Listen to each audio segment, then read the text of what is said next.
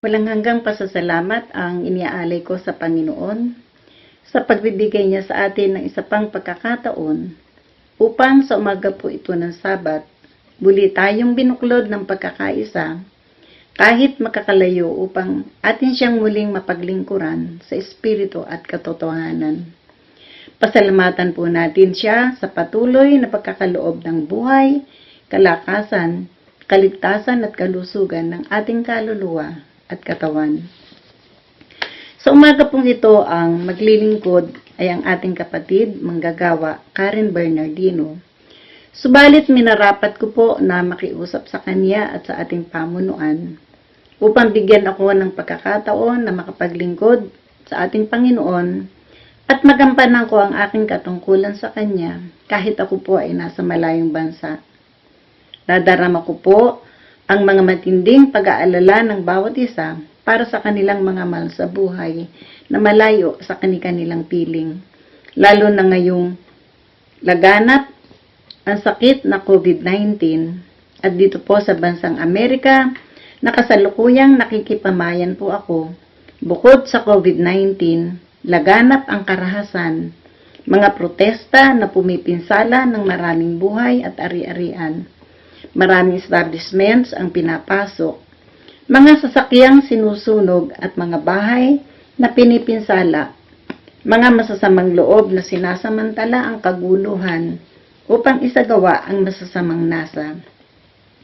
Bukod dito, may mga kapatiran din tayo at mga mahal sa buhay na nasa gitna ng karagatan na walang katiyakan kung kailan makakauwi at kung kailan makakapiling muli ang kanilang mga mahal sa buhay. May kapanatagan pa ba ng kalooban ang bawat isa tungkol sa kalagayan ng kanilang mga mahal sa buhay na nasa malalayong panig ng mundo? At magkita-kita pa kayang muli, taglay ang buhay, kalakasan at kaligtasan. Magkasama-sama pa kayang muli sa isang munting bahay-sambahan na kung saan nasanayan ng bawat isa na kung tuwing araw ng Sabat nagpupuri at nagluluwalhati sa kanyang kagalang-galang na pangalan. Nasa iyo pa ba ang pag-asa at pananampalataya na ang Diyos na ating pinaglilingkuran ang siya lamang makatutulong, lalo na sa mga panahong tulad ngayon, na siya lamang ang may kapangyarihan na mangyari ang lahat ng iyong kahilingan? At paano po ang ating mga mahal sa buhay na malayo sa atin? Nadidinig ba din ng Panginoon ang kanilang mga daing at panalangin? Bilang katugunan sa mga tanong na ito, minarapat ko pong paksain sa umagang ito ang diwa ng talata na mababasa po natin sa Jeremias 23, talata 23, na may paksang, ang Diyos ay nasa lahat ng dako. Sa pagkakataong tulad ngayon, marapat lamang na pagbalik-aralan ang isa sa napakahalagang doktrina ng ating iglesia, ang doktrina 18, ang persona ng Diyos. Sa pasimula ng doktrina 18, ipinabatid sa atin na ang Diyos ay Espiritu, liban sa Kanya ay wala ng iba. Isang ganap na Diyos at tagapagligtas mula nang walang pasimula hanggang sa walang hanggan. Siya kailanman ay hindi nagbabago, nasa taglay ng kapangyarihan at karunungan. Siya ay sumasa lahat ng dako. Bigyan po natin ng pansin ang huling pangungusap. Siya ay sumasa lahat ng dako. Isang katangian ng Panginoong Diyos na siya ay nasa lahat ng lugar sa isa at sabay-sabay na panahon, tinatawag na omnipresent, sumasa lahat ng dako. Mga patotoo po mula sa banal na kasulatan, Unang Hari 8, talata 27. Ngunit katotohanan bang tatahan ang Diyos sa lupa? Narito, sa langit at sa langit ng mga langit ay di ka magkasya. Gaano pa sa bahay na ito na aking itinayo? Mga awit 139, talata 7 hanggang 8. Saan ako paroroon na mula sa iyong espiritu? O saan ako tatakas na mula sa iyong harapan? Kung sumampa ako sa langit, naandyan ka. Kung gawin ko ang aking higaan sa Sheol, narito, ikaw ay naandoon. Jeremias 23, talata 23 hanggang 24. Ako bagay Diyos lamang sa malapit, sabi ng Panginoon, at hindi Diyos sa malayo? May makapagkukublibagang sinuman sa mga lihim na dako na hindi ko makikita siya, sabi ng Panginoon. Hindi baga pinupuno ko ang langit at ang lupa, sabi ng Panginoon. Ang Diyos na ating sinasamba, na siya ding Diyos ni Abraham, ni Isaac at ni Jacob, ay siyang makapangyarihang Diyos, mula noon hanggang ngayon at magpakailanman. Diyos na hindi nagbabago, patuloy na nagmamasid mula sa kaitaasan, sa malapit man o sa malayo. Patuloy na nagbabantay sa mabuti man o masama, tulad ng patotoo sa Job 34, talata 21. Sapagkat ang kanyang mga mata ay nangasalakad ng tao at nakikita niya ang lahat niyang pagyaon. Subalit higit sa lahat, ang kanyang mga mata ay laging nakasubaybay sa mga matuwid, tulad ng sinasabi sa unang Pedro 3, talata 12, unang bahagi. Sapagkat ang mga mata ng Panginoon ay nasa mga matuwid at ang kanyang mga pakinig ay sa kanilang mga daing. Pinatunayan po ito ng ilang mga kasaysayan mula sa banal na kasulatan kung paanong sinabi ng Panginoon na ang kanyang pakinig ay nasa daing ng mga matuwid. Kasaysayan po ng 4 na magkakaibigang Daniel, Shadrach, Meshach at Abednego. Sila ay mga kabinataang dinalang bihag mula sa isang malayong bayan. Lumaki sila ng mga taong matuwid na may matibay na pananampalataya sa Diyos. Noong sila ay inutusan na sumamba sa ibang mga Diyos, minarapat nilang tanggapin ang kaparusahang kamatayan. Si Daniel, itinapon sa yungib ng mga gutom na leon. Ang 3 niyang kaibigan, inihagi sa mabangis na hulong nagniningas na pinagningas ng makapito. Si Jose na ipinagbili ng kanyang mga kapatid, ay dinala ding alipin sa isang malayong bayan. Kahit siya ay ginawa ng kasamaan, nanatili pa din siyang matatag sa pag-asa at pananampalataya sa Panginoon. Si Propeta Elias, sa paligsahan sa bundok ng Carmelo, pagpapatunay kung sino ang tunay na Diyos. Ang buhay na Diyos ni Elias, na siya ding Diyos ni Abraham, ni Isaac at ni Israel, o ang Diyos na si Baal na sinasamba ng kanyang daan-daang mga propeta. Ang kaparusahan, papatayin ang sinumang hindi makapagpaningas sa dambana na handog na susunugin. Sila ay mga lingkod ng Panginoon mula sa iba't ibang bayan na kung saan kinalakhan nila ang pagkakilala sa isang tunay at buhay na Diyos. Sa taglay nilang pananampalataya at pag-asa sa Diyos, di sila nabigo sa kanilang hiniling na kaligtasan. Ang Diyos ay nanatiling malapit sa kanila at dininig ang kanilang mga hiling at dalangin, at sila ay nangaligtas sa tiyak na kamatayan. Makamit pa kaya ng mga lingkod ng Panginoon sa kapanahunan ang kanyang pagliligtas, lalo na yaong mga nasa malalayong bayan? Sa kapanahunan, marami ang nagsasabi, nasaan ang Diyos? Bakit nangyayari ang mga bagay na ito? Mga karamdamang kumikitil ng libu-libong buhay, mga karahasan, mga walang patumanggang pagpatay at paghalay, at paggawa ng kasamaan laban sa isa't isa. Ang kapayapaan ay naglalaho na sa kapaligiran.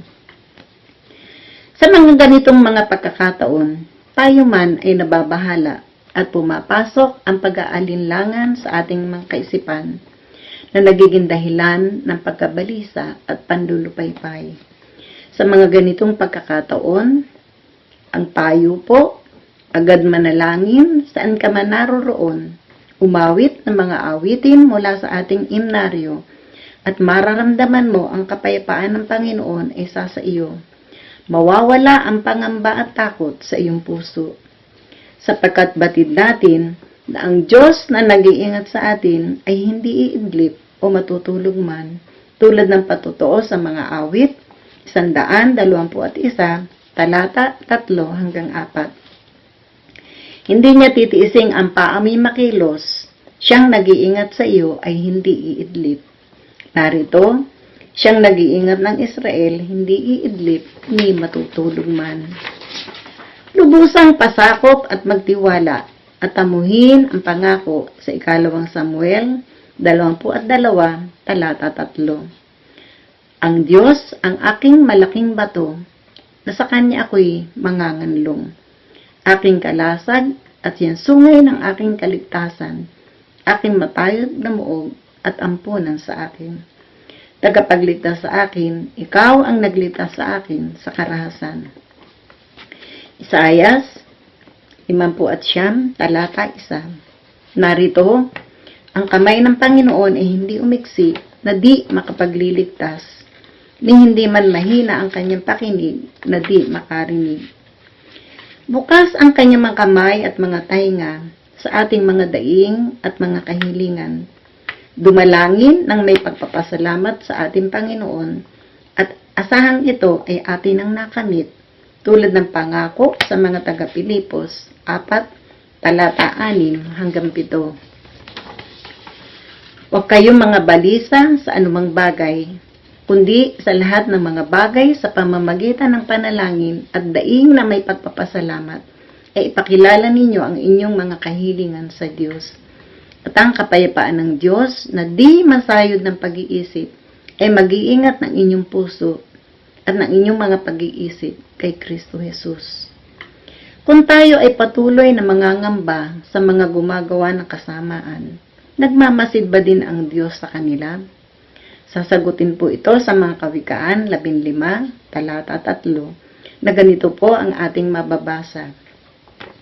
Ang mga mata ng Panginoon ay nasa bawat dako na nagbabantay sa masama at sa mabuti. At sa unang Pedro 3, talata 12 huling bahagi, ngunit ang mukha ng Panginoon ay laban sa mga nagsisigawa ng masama. Sa patuloy na paglago ng kasamaan, na itatanong natin na kung bakit ang mga taong gumagawa nito ay hindi napaparusahan. Lumalago pa lalo ang kanilang kabuhayan at patuloy na namamayagpag, walang kinatatakutan sapagkat hindi sila napaparusahan. Taliwas sa mga kasaysayan sa banal na kasulatan na noon ang nagkakasala ay agad napaparusahan. Isa na dito ay ang kaparusahang kamatayan na tinanggap ni Akan at ng kanyang mga anak, na binato hanggang mamatay ng kanyang imbutin ang mahalagang bagay mula sa samsam na para sa Panginoon. Gayon din ang kaparusahang kamatayan ng mag-asawang Ananias at Safira sa paglilingid ng isang bahagi na pinagbilhan sa kanilang pag-aari na nihandog sa paanan ng mga apostol. Sa dalawang kasaysayang ito, ang pag-iimbot at paglilingid ay kanilang isinagawa na walang nakakakita o nakababatid. Subalit batid natin na lahat ay hayag sa Kanya tulad ng binabanggit sa Hebreo 4, talata 13, at walang anumang nilalang na hindi nahahayag sa Kanyang paningin. Ngunit ang lahat ng mga bagay hubad at hayag sa harapan ng mga mata niyong pinagsusulitan. Noong mga panahong yaon, hayag ang pagmamasid ng Diyos sa mga taong Kanyang nilikha. Kagyat ang kaparusahan sa mga nagkakasala, at kaagad na sinasagot ang mga panalangin at kahilingan ng Kanyang mga anak. Nakikipag-usap siya sa pamamagitan ng maraming kaparaanan. Subalit sa ngayon, waring siya ay nakukubli tulad ng sinasabi sa Isaias 50, talata 2. Kundi pinapaghiwalay ng inyong mga kasamaan kayo at ang inyong Diyos, at ang inyong mga kasalanan ay siyang nagpakubli ng kanyang mukha sa inyo, upang siya'y huwag makinig. Ngayong nabatid na natin na ang Diyos ay nasa lahat ng dako, hayag sa Kanya ang ating mga gawa.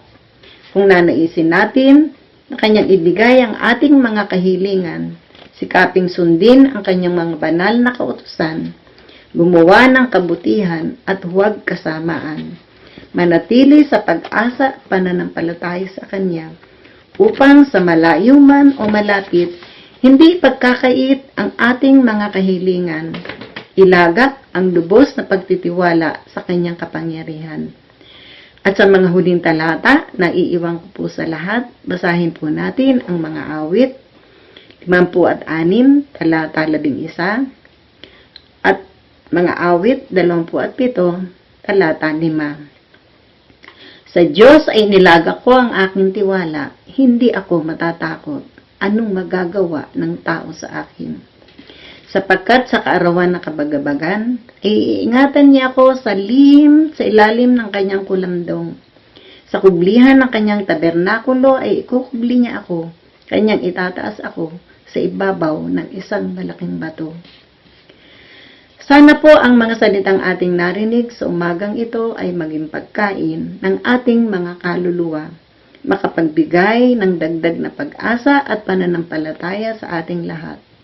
Maging baon sa pang-araw-araw na pamumuhay ng bawat isa sa atin, sa malayo at sa malapit. Ito po ang ating sama-samang hilingin mula sa walang hanggang kapangyarihan ng ating mananakop at tagapagligtas na si Kristo Jesus. Amen.